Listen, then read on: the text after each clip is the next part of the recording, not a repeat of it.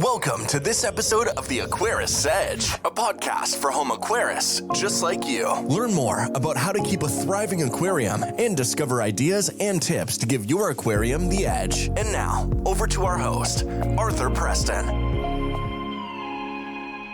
Here's a comment to think about. Most aquarium products are marketing gimmicks. You might say, why would I make such a broad statement? Surely that's a huge generalization. Well, maybe not. And that's what this episode is going to explore. Many of us will walk into our pet shop or our aquarium store and we'll buy bottled bacteria, water clarifiers, water conditioners, and treatments for our fish. Sometimes out of fear, sometimes out of hope, only to realize later on that they weren't essential. This episode of the Aquarist Edge is going to unpack the biology and chemistry behind common products, the practical implications for your tanks, some insights from various renowned aquarists and scientists, and something of the marketing psychology that drives unnecessary spending in this hobby. So let's begin right at the very beginning with something that all of us as aquarium keepers need to understand, and that is the nitrogen cycle. So let's revisit that. In a nutshell, ammonia is produced by fish waste and decaying matter. Nitrosomonas bacteria convert it to nitrite, and Nitrospira bacteria convert nitrite to nitrate. Now, this cycle and the bacteria that make it work was the subject of research by Dr. Timothy Hovenick. He is a microbiologist and the founder of Dr. Tim's Aquatics. His research redefined our understanding of biofiltration and cast a large shadow over the efficacy of bottled bacteria. Why all the fuss about bottled bacteria? Well, they're often doomed to fail, and here's why. Two major reasons. Number one, most bottles contain heterotrophic bacteria, which decompose organic waste rapidly. This reduces ammonia temporarily, but doesn't establish nitrifying colonies on the surfaces in your aquarium. And number two, true nitrifiers are aerobic. They are temperature sensitive and require cold chain storage. Without that, bacterial viability is questionable. Now, just this past week, I was in a local aquarium store, and there I saw proudly on the shelf bottles that promised that if you put this into your tank, you would not need to wait for your tank to cycle. No cold chain, just sitting there. I had to wonder, would it be worth the money to buy these? The best approach is to seed new tanks with mature filter media, sponge filters, or substrate from cycled tanks. This guarantees live bacteria transfer, unlike bottled alternatives with questionable viability. Diana Wallstadt, who's well known to many of the listeners, I'm sure, the person who developed the Wallstadt method, she is quoted in her book, The Ecology of the Plant Aquarium, as saying, in aquariums, patience and biology beat bottled promises every time. Here's that quote again. In aquariums, patience and biology beat bottled promises every time. I think it's true to say that bottled bacteria brands use fear-based messaging. They imply that if you don't use the product, your fish will die without instant cycling. This will trigger guilt and urgency, ensuring that you buy the product. Now, what about looking for quick fixes, such as sorting out a clouded tank? Well, there, the marketers will tell you that you need to buy a water clarifier. Now, these use what are called cationic polymers, and they will clump fine particles in your water into larger masses, allowing the filter to catch them. But here's the scientific reality. Clarifiers only treat suspended particulate matter. They do not address things like dissolved organics or bacterial blooms, because these result from ammonia spikes or incomplete cycling. Cloudy water usually indicates a bacterial bloom or debris from substrate disturbance. So you sort that out by improving mechanical filtration, reducing feeding, and ensuring full biological cycling, instead of just simply masking the symptoms. Now, George Farmer, who is a UK-based aquascaper and educator, said this: if you can't see through your tank, look at your maintenance, not your water. which will tell us that actually it's not about chucking stuff into the water to suddenly make your water look bright and clear. It's looking at your maintenance. What do I need to fix? What do I need to investigate? What do I need to sort out in my tank to get the clarity of water that I'm looking for? In terms of the psychology of marketing, these water clarifier producers are using aesthetic-based marketing. They show pristine tanks under LED lighting, and they trigger our innate desire for beauty, reinforcing the product as essential for, in inverted commas, good fish keeping. Now, what about pH? If you go into your local fish store or aquarium shop, pet store, you will see that there are products that will tell you if I add this to my water, the pH will go up or the pH will go down. They're very widely marketed, but are they necessary?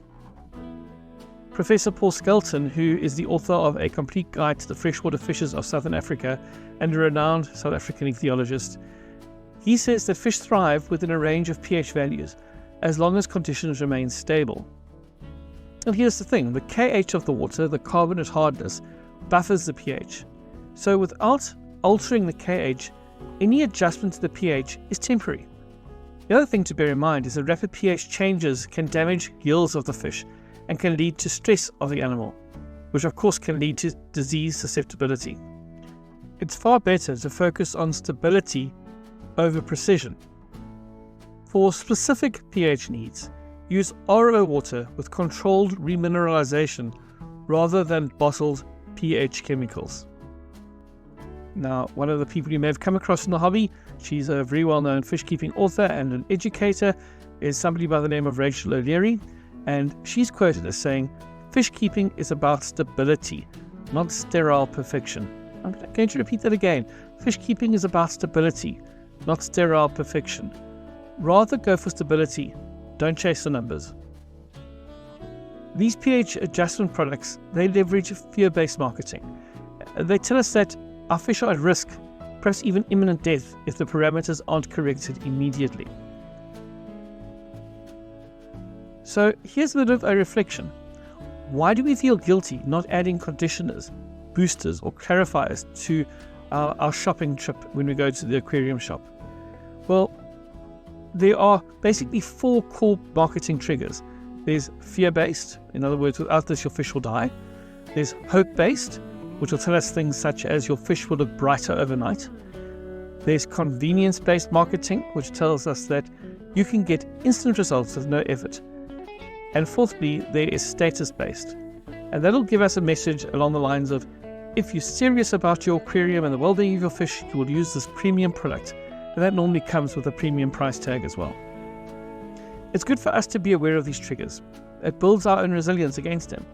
And instead of reacting to guilt or desire, we need to focus on science-backed husbandry and observation. Dr. Paul Doizel, who's also an ichthyologist and conservationist, and was the curator at the New York Aquarium, said most aquarium problems are husbandry issues in disguise. So let's get back to basics. Let's make sure that we are looking after our aquariums and our livestock in the best way possible. Don't skimp on maintenance. Make sure you're observing your tank, watch the fish, treat where you need to. Go for stability in terms of your water parameters. Don't look at chucking in some convenient product with the hope that perhaps it's going to be fixed overnight. Be aware that any commercial enterprise that is selling your product is trying to make money. And again, I'm not gunning for any particular brand here. I'm not saying you shouldn't buy these products. What I am saying is go in with your eyes open. Some of the products that are available commercially are phenomenal. They're really high quality, they're well researched, they are produced by companies that really take fish health seriously, and I would trust them. But there are others that, I don't know, they just seem to be looking for quick fixes, and they don't really teach us then as home aquarists how to manage our livestock sustainably. So I'm going to suggest that we do the following 4 things to help us solve our aquarium issues in a more sustainable way. Number 1, that we test our parameters. That's our ammonia, nitrite, nitrate, pH, KH, GH, temperature. Check those levels. Check on the feeding. Avoid overfeeding because that will drive ammonia spikes and algae growth.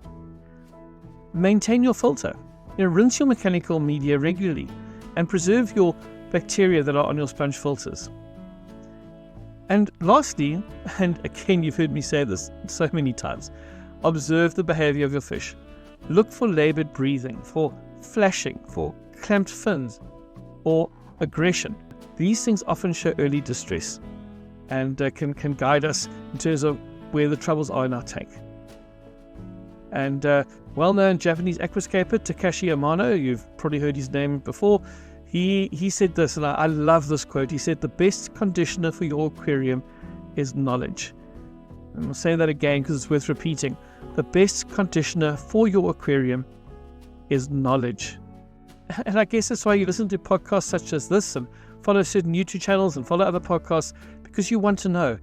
You want to be a responsible fish keeper. You want to arm yourself with knowledge and the skills that you require to have a really sustainable and healthy fish tank. So let's look at, in wrapping up this episode, 4 takeaways from today. Number 1, biology is your foundation. 2, consistency prevents crises. 3, husbandry trumps bottled solutions. And 4, marketing psychology exploits fear, hope, convenience, and status. Folks, it is my hope that this episode has challenged your thinking, perhaps even your practice. It's well worth considering. It's well worth considering this viewpoint. It's well worth considering our spend. We're going to use our well-earned money to improve our fish keeping hobby. Let's use our money in ways that make sense, that are best suited to improve the health and well-being of the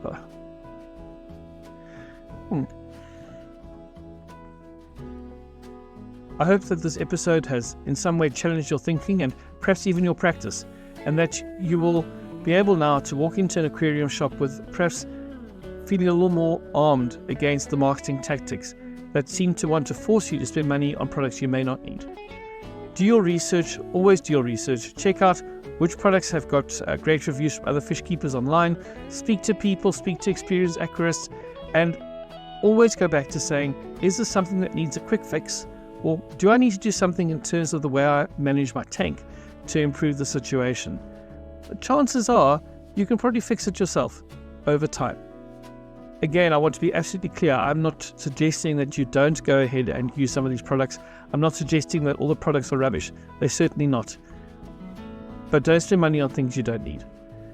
Let's always try to be better at becoming dedicated and knowledgeable fish keepers. Thanks again for spending time on this episode. In the next episode, we're going to look at the topic of the myth of cleanup crews. That should be an interesting one. I hope that you'll join me for that. And until we meet again at the next episode, keep learning, keep discovering, and keep enjoying this amazing hobby. Bye for now.